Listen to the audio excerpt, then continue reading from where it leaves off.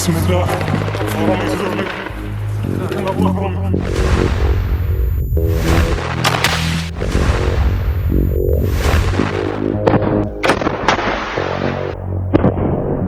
Di hari ke-200 operasi banjir Al-Aqsa, sniper Hamas kembali beraksi di Beit Hanun, utara Gaza.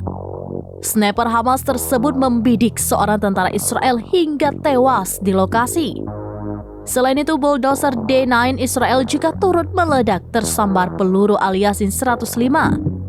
Dilansir dari Al-Mayadin pada Selasa 23 April 2024, hal itu telah dikonfirmasi oleh Brigade Martir Izz al-Din al-Qassam, sayap militer Hamas. Menurut laporannya, sejumlah sniper Hamas menembak tentara Zionis di Beit Hanun, utara Gaza.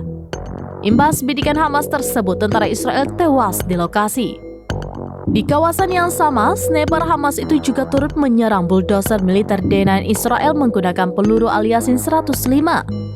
Mereka juga menyerang pasukan IDF menggunakan peluru mortir. Selain itu, Hamas juga membombardir konsentrasi kendaraan IDF menggunakan mortir di sebelah timur Camp Bureij di tengah jalur Gaza. Rentetan serangan Hamas itu pun diklaim menimbulkan kerugian di pihak Zionis.